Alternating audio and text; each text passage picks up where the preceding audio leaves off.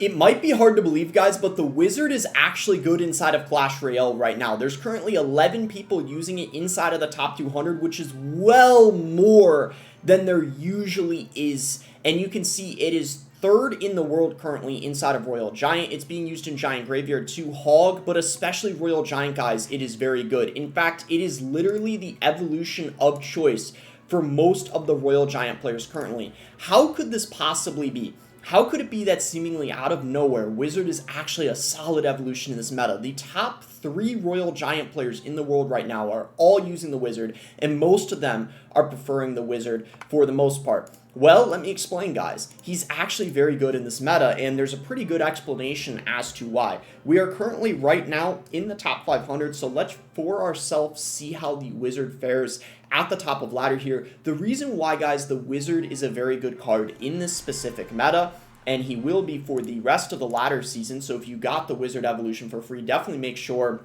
to use him, is because he's a good counter to the minions, he's a good counter to the Furnace, and he does not half bad against the Spirit Empress as well. And I feel like the combination he has with the Monk, especially inside of this Royal Giant deck, he is actually pretty dang good in this meta. And the E-Spirit pairs really well with him as well if you're playing against a Graveyard deck, for example. So there's just a lot of reasons why the Wizard is kind of having a lot of success in this meta currently. And it's because of the cards that are very, very strong. This guy's probably running, yeah, I was going to say a Prince deck over here, so we're going to have to be a bit careful for sure.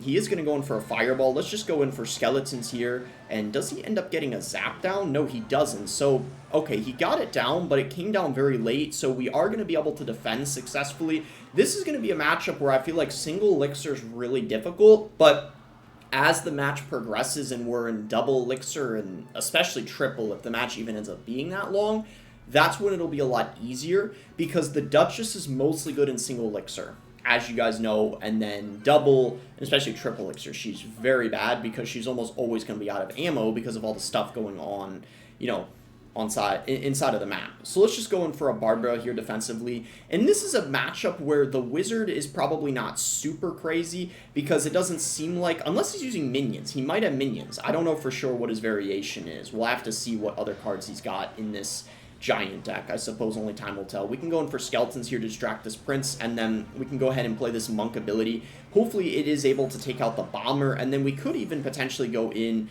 for an RG here. I feel like it would be pretty good time with the Duchess being pretty much dead, and we also, yeah, this Lumberjack is getting taken care of really quickly. The Wizard is gonna stay alive! Let's go! Wizard staying alive. Mega Minion comes down not before we get a Barbell going, which ends up taking out the Bomber over there, and we actually get a nice little distraction as well so that Mega Minion doesn't go back for the Barbell, and just like that, things are looking really good here. The Wizard actually ended up clutching up quite a lot.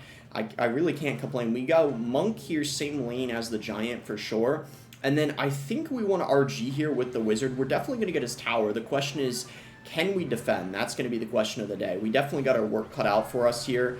Let's just do this, I guess, and then Barbell here, and then hopefully we can defend. It's gonna be tricky. I'm not gonna lie. Let's get an E-Spirit going and Firewall this. Okay, he is gonna get the tower. Look at how much damage we're getting on the King Tower, though. The Wizard went crazy. What in the world? I did not think we were gonna get that much damage on the King Tower. Like, that was way more than I anticipated on getting. He goes in for a Prince here. What if we actually go in for, like, a Monk to protect, maybe? Skeletons on this Prince. And then, if he decides, okay, he is going to Bomber, what if we actually pop the Monk ability, send in the RG here, and the King Tower is not going to do a lot of firepower. All we really need is just a couple shots from the RG, and we basically take this one, and that is going to be GG. Let's go, guys. This guy is not very happy here at all. He didn't even have one of the broken cards in his deck that I was talking about, like Minions, Spirit Empress, or Furnace, and we still managed to get the win. So you can see, even if you aren't against the meta cards, the Wizard can still come in clutch. Here we go, guys. We found our second match here against Black Pearl. He does have the Chef, so this will be interesting to see, and he is going to have the Furnace. So now we're going to get a chance to see how the Wizard actually fares against something that is super good in the meta, as you guys know. Fire Spirit coming in here. The Monk gets a nice reflection on top of not only the Furnace, but also the Gob Giant Rocket, as well. So I would say, guys, let's go in for the monk ability here, which should be good because then the rocket ends up getting reflected, as you guys can see, and he is going to have the minions, which the monk is going to be good against, as well, I would say the wizard. So let's just do this over here, and then I'd say going for a bar barrel. I don't think you want to be super aggressive with your RGs in this matchup, so we are going to hold off on pressuring at least until I have a good cycle going. It could be good to have a monk with it, a fisherman or a wizard, but kind of on its own, you're not really going to want to just go in for the RG because then they can get a nice counter push off of it, which can be pretty bad, of course. So he is going to have the prince here as well, just like the last guy had. We're going to get a nice little monk reflection on the prince charge, so that way it kind of didn't deal that extra damage, which is nice. We'll go in for the skeletons here. He does get a bar barrel. He almost hit all of them, which would have actually been really bad. We get a nice bar barrel going, though, and then we get a monk, so we should be able to defend this prince without too much trouble. We did have to spend a lot of elixir, though, but I think overall that was pretty good defense, all things considered. We can pop this monk ability here. We should be able to kill the minions just in the nick of time. Nice, really good reflection over there. For only 1 elixir, you get rid of the minions. And it's looking like there's a high chance this guy's got golem, so it could be pretty difficult to defend his golem pushes. Let's actually go for an RG here in this lane. Now that we have the fisherman, it could actually be pretty good. He's going to go in for the furnace as well as the prince. So I guess we can just go in for... Okay, let's see. Let's just go skeletons here, I guess. We might end up taking a little bit of damage from the... Okay, that's fine. Let's just go in for a bar barrel here. This should be pretty nicely defended, I would say. We'll go in for a monk now. And then I would say we should probably get a RG going, maybe. Okay, nice little monk reflection. It should reflect back that rocket. Really good stuff over there. I feel like that Gob Giant was actually not a very... good play by him. I feel like it was a little bit aggressive, but maybe, ooh, the prince kind of wasted its charge over there, which is really good for us, of course. The RG is getting a lot of damage. Let's go in for skeletons over here, and then we get a little bit of a, okay, we got to watch out here for this. I'm a bit scared. Let's just do this, and then maybe we get a fisherman going, and we should be able to get the king tower activated here, unless he has a way of resetting the fisherman. Nice. We are going to be able to get the king tower activated, and things are looking really good over here, guys. The wizard even gets a connection on his tower, which is really good. We can go in for an RG here because we got the fisherman up, and we got to watch out here, though. I don't know how much damage this RG is going to get.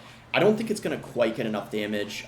It needed one more shot there. The prince went in front of the Gob machine, though, which is kind of nuts. I was not expecting that.